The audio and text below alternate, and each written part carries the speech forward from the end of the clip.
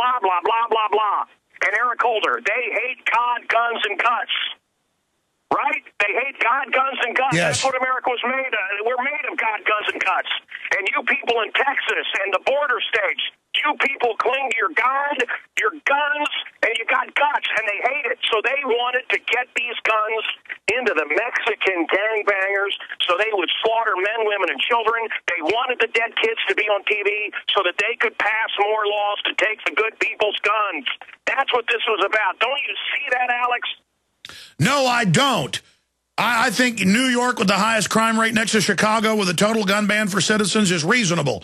And I think, you know, it's no mistake that cities run by mafias want the public disarmed. I think North Korea is a great place where they ban guns. And You're being sarcastic. No, I'm being serious. You're like, don't you get it, Alex? So I thought I'd be sarcastic back. Let's shift gears into Newt Gingrich. Newt Gingrich supported NAFTA, GATT, the banker bailout, carbon taxes. He wrote creepy forewords to Toffler's book where he calls for global government into the family. You've got Mitt Romney, just as creepy, pro-abortion, anti-gun, Amnesty City, wrote Obamacare, and I forget something. I mean, there's so much. And then now these two are dueling with each other. In fact, we got a document cam shot in here.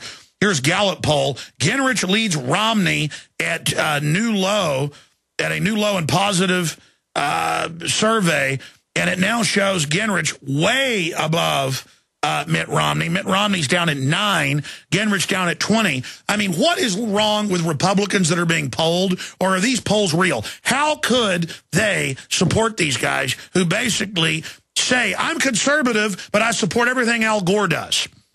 And then you have Huntsman who worked for Obama. I mean, come on. It's these guys are plants. Look, Newt Gingrich, I like Newt, okay? Newt's a friend of mine. He's a smart guy, but certainly what you're talking about, I'm not being safe here, but it is very troubling. Mitt Romney, boy, he's all over the place. Look, I've had dinner with Mitt several times. He's a nice enough guy, but you know, he's the guy that has tassels on his shoes. Any man that's ever worked for a living, any man that has ever worked for a living knows Mitt Romney. Let me tell you who he is, okay? He's the guy that wears the Disney tie and thinks he's wacky. He's the guy that forces everybody to go bowling so that they can bond. He has, tassels on his shoes that makes him wacky. He points his finger at you. He winks at you. He's cool, but really he's just a stroke. He's just another one of those guys that does. That's Mitt. He wants to be liked. He wants to be cool, and he just isn't. And it seems to me he will say or do anything to get into the White House. It makes me nervous. Now, listen, I've been in top networks, I've been in newspapers, and I've been in the top conservative radio show studios. Alex, I've told you about this, and I'm talking the most powerful people in media. And it happened to be by chance on several occasions where Ron Paul wins their straw polls. They do a national phone poll. Ron Paul wins, and they immediately throw it out and say, but Ron Paul voters call a lot. They're kooky. So they always eliminate Ron Paul. I think Ron Paul has a much bigger following. Why do they keep giving us Mitt Romney? The media wants Mitt Romney. That makes me nervous. Because no matter how we vote, we get more Obama, we get more big government, we get McCain, we get Bob Dole, we get more of them in our life, more taxes, more intrusions, and America's sick of it. I agree with you. Now listen, a lot of people say this can't happen here. But now they're coming out saying, let's censor the internet, let's censor people we want, let's censor talk radio, let's have the government order Google to delist sites. Let's have TSA on the streets, and now they've passed the bill. Now they've got to implement it. And, of course, they'll pick examples of really bad-sounding people, so it sounds reasonable, to secretly arrest citizens. Lindsey Graham has admitted it. I've got clips of McCain admitting it. It's in the bill. They got it passed. Now, Obama says he's going to veto it, but the point is he's already still carrying out things like this. Now, expanding on this, now they're saying they're going to go ahead and start torturing Americans. Regardless, I mean, again, this stuff is so scary. Why do you think all this is moving so quick right now, Mancow?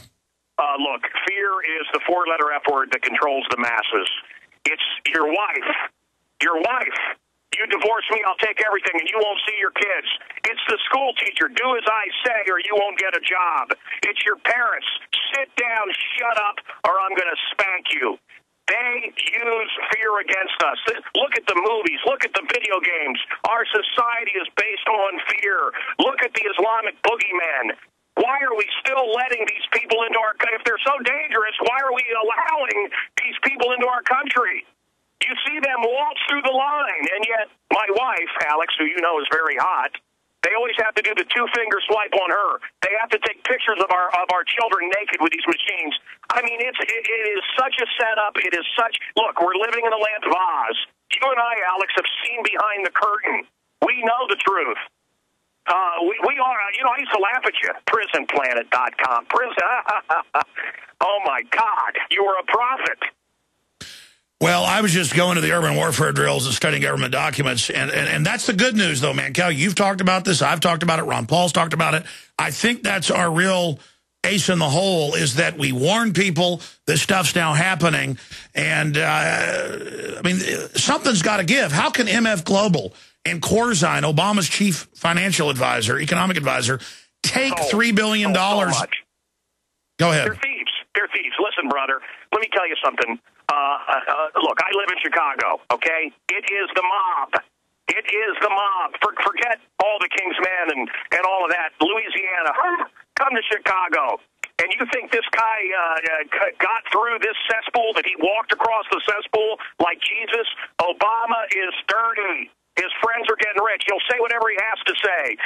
He has turned America into a criminal enterprise. I give you Solyndra. I give you Holder. I give you this guy. I give you that guy. I mean, they're stealing. Hey, and if you support blah and his agenda, you don't have to pay taxes. You support Obama, your car dealership gets to stay in business. No, that's the point, is that it's like the bottom finally fell out, and now they're just going for broke in front of everybody. And I'm asking myself, man, Cal, what's next? Who's reporting it? Chucky Todd, the chinless wonder on that. I mean, what is NBC now? What is their news? It's just, you have to see it, Alex, to believe it. It's such propaganda. I mean, look, the people around Hitler admitted they could have never had. It could have never happened with a newspaper. They had to have radio. They had to be able to get into the minds of the people. Look at how this president is manipulating the lemmings. I mean, look at the economy. How many people do you know that are hurting? Our people are hurting. America is hurting. And watch the news. Everything's great. Another great idea from Chairman Obama. Isn't Michelle Obama beautiful? Michelle Obama is the most beautiful first lady we've ever had. Oh, my God, look at how she dresses. She shops at J. Crew. Oh, she's wonderful. And look at her. Unbelievable. Mancow.com. He's on in the mornings. Thank you, Mancow. We'll talk to you soon. Let me say bye to you during the break. We got another guest coming up, Lyndon LaRouche. What looks good? Okay, for the next hour, we're joined by Lyndon LaRouche. I appreciate him joining us. I actually double-booked Mancow on. That's why Mr. LaRouche is on 20 minutes later than he would have been. LaRouchePAC.com. He's an American-born activist and founder of a network of political committees, parties, and publications known collectively as the LaRouche Movement. And he was a perennial presidential candidate from 1976 to 2004, running once for his own U.S. Labor Party and campaigning 7 times the Democratic Party. LaRouchePAC.com. He's been called a right-winger by the left, a left-winger by the right.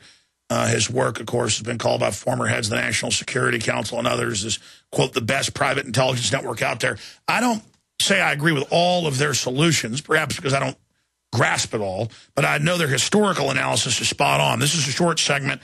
Long segment's coming up. He's going to be breaking it all down. But I've got to say, the things LaRouche talked about over a decade ago are now happening. The global meltdown, the derivatives crisis, what's happening with the euro, the total collapse, the super committee. And now they've passed the bill to allow the secret total arrest of American citizens disappearing for life for no reason into dungeons. They're now trying to pass a bill for total torture. This is mainstream news.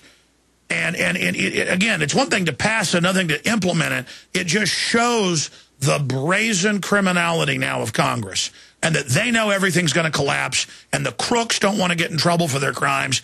They want to ride this tiger.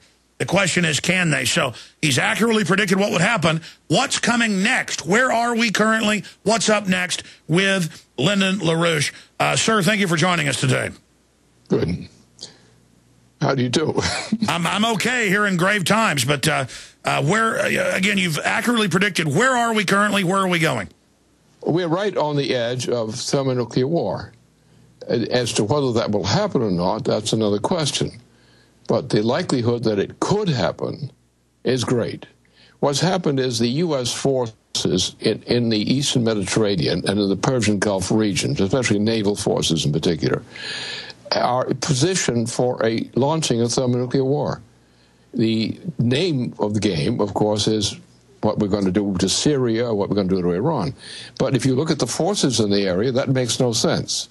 Then you look at other aspects of it, and you know that Russia's in on the thing, defending Syria in particular against this atrocity. And you realize that we're on the edge of actually going to thermonuclear war. What happened was, of course, and I don't know how well this is known, but our leading general officers who are advisors and so forth, who advise us on our security, have opposed any action by Obama of this type. So therefore, that is in that degree tied up. But what's hanging out there is at any moment a war could start. Now, this war will be a war with thermonuclear weapons. That's the fact. The idea that this is only Syria and Iran is nonsense. This thing, what we have positioned in the Gulf area and in the Eastern Mediterranean, what we have positioned is a capability for thermonuclear war and nothing else. Our allies, including the British, do not have the depth of weapon capability for doing something like this. Only the United States and only the thermonuclear warfare capability of the United States could actually conduct such a war. It would be a war against the entirety of Asia and other places. It's now being halted.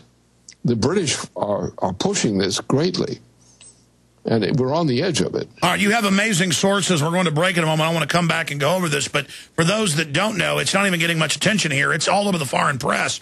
Russia, Medvedev yesterday told Poland and others, go ahead and move your missiles in. We're going to blow them up. We're going to destroy them. And Russia normally doesn't just make threats. Just like 888 in 2008 when the West attacked South Ossetia and other areas, and the Russians rolled in mobile nukes. The Russians have said we're going to block your supply routes in the Russian-controlled route into Afghanistan. The Pakistanis are blocking that route. Russian ships have shown up in Syria, and they've moved 2 months ago U.S. troops out of Iraq into Kuwait. And I've talked to people who are involved. They're telling them get ready for a giant war. So you're right. I mean, obviously you have a lot of sources, but this is incredible.